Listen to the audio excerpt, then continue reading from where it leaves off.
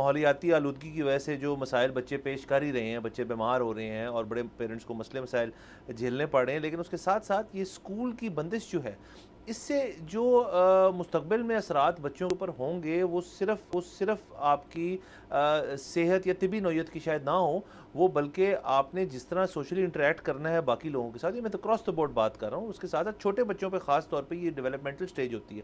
ہر بچے کا primary level schooling جو ہے وہ اس کی پہلی ریئل ورلڈ ایک انگیجمنٹ ہوتی ہے اور لوگوں کے ساتھ، وہ بھی متاثر ہو رہی ہے. اس کے علاوہ ہمیں جدید ترین جو سائنس ہے وہ یہ بتاتی ہے اور پیرنٹس بھی بتاتے ہیں کہ اسکرین ٹائم ہم بڑا محدود کر دیتے ہیں بچوں کا. تو یہ تو اس طرح ہے کہ صبح 7-8 بجے بچہ اٹھا ہے اور پہلی چیز جو اس نے کی ہے کہ اس نے اسکرین آن کر لی ہے 3-4 گھنٹے کے لیے. تو اس کا ایک اور اثرات جو ہیں وہ بھی مجھے نظر آ رہے ہیں. آیا یہ ابھی صرف 2 ہفتے کا ایک سارٹ آف بندش ہے، لیکن اگر اس کے بعد فرض کریں کنٹرول نہیں ہو پاتا گورنمنٹ سے تو اس پہ بھی بڑے مسئلے ہو سکتے ہیں. جی یقیناً یہ ہوں گے. دیکھیے اس کی عادت ڈالنے کی کوشش کر رہے ہیں. اس کی وجہ یہ ہے کہ ابھی اگر 2 ہفتے بعد کوئی بارش ہو جاتی ہے، چاہے کروائی جاتی ہے چاہے نیچرلی ہو جاتی ہے، تو اس کے 1 ہفتے کے بعد ہم پھر یہیں کھڑے ہوں گے. اس کے 1 ہفتے کے بعد پھر ایک لاک ڈاؤن ہوگا اور یہ اسی طرح سلسلہ چلتا رہے گا. اس سیزن میں جو اس سے اگلا سیزن اگلے سال آنا ہے اس میں شاید مہینے کے لاک ڈاؤن ہو، اس سے اگلے سیزن میں 2 مہینے کے لاک ڈاؤن ہو. کیوں؟ کیونکہ آپ کی حکومت کچھ نہیں کر رہی. اور اس وقت ظاہر ہے مطلب بچے کو آپ نہیں بھیج سکتے کیونکہ پڑھائی جتنی مرضی امپورٹنٹ ہو، سوشل انٹریکشن جتنا مرضی امپورٹنٹ ہو، آپ اس کو اس زہر سے ایکسپوز نہیں کر سکتے. ہاں اس وقت ضروری یہ ہے کہ آپ صرف بچے کو نہیں، آپ ماں باپ کو بھی ورک فرام ہوم کرنے، وہ بھی کیا ہے سر ایک حد تک.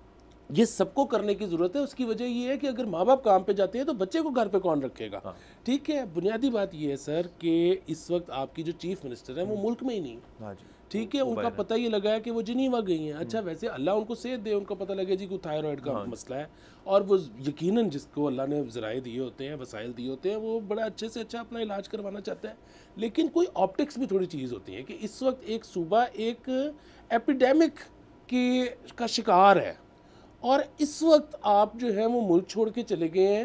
مطلب اگین تھائرائڈ کو اس طرح سے لائف تھریٹننگ چیز نہیں ہے، یہاں پہ بھی اب ہو جاتا ہے اور 2 مہینے بعد کیا جا سکتا تھا، 2 مہینے پہلے کیا جا سکتا تھا.